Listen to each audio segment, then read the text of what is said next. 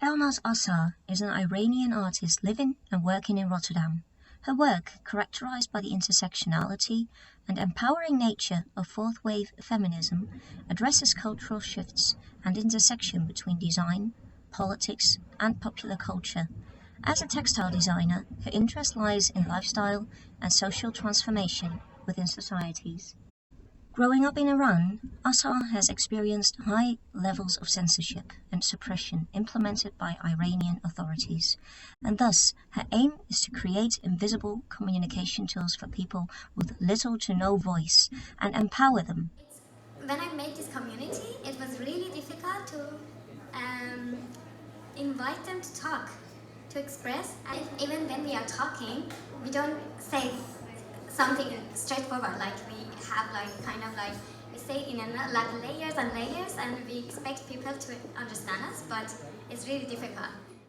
In societies with high levels of cultural and religious suppression, such as Iran, women are usually the ones who suffer the most. And I focused on women, and especially my mom generation, because I found that they are the people that they suffer the most, because they are also limited, kind of like because of hijab and like all these pressures from the government.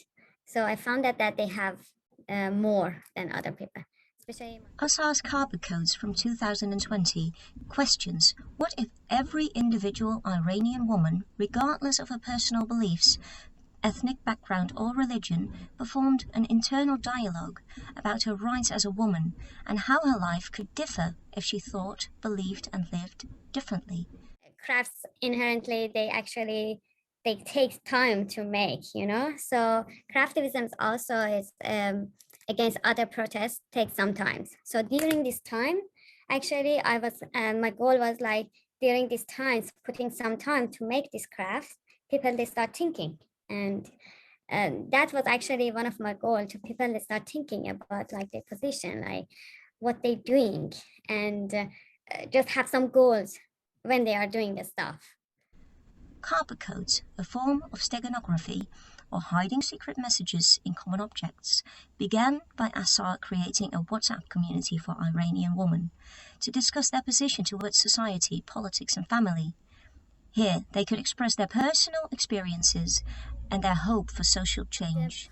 I made a community with my mom and the women and some female members of my family that they trust me. I started with them, and then I composed a questionnaire with them. So I asked them if they are aware of their rights in the society, in their family, if they're happy with that. It was really difficult for them, I found it, just expressing themselves or talking about their feelings. Stories from participants were collected and engraved in the form of scripts into Persian carpets, which were then sent to the story's owners.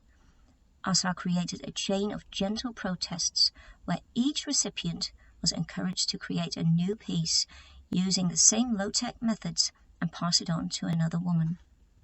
Carpet Codes embodies craftivism derived from craft and activism. The former is an art form particularly associated with women, and carpets are connected with the domestic interior space, a space inhabited by women. At the end, I asked them if there's like an objects, common objects in in their place, or like the objects that always in these years it's been in their place. So most of them they said carpet. In my family, most of the women, they kind of like they have like a strong association with crafts, any kind of crafts. And from my mom side, a lot of women they have kind of like association with carpets. They weave the carpet, so I found out that it's really something that they have a connection with that. So Assar's project used craftivism as a practical method to enable women to voice their issues and create spaces in which they can share their thoughts and protest discreetly.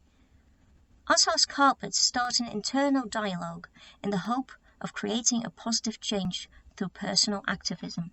it's about gentle activism. It's kind of like really soft. Everybody should do it in their place, individuals.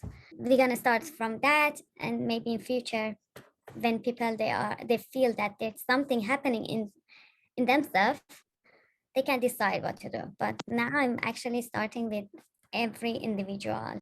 They tell stories through craft, political statements related to the muted, marginalized, and oppressed, repairing one's relationship to their body and mind, inspiring feeling and sensuality.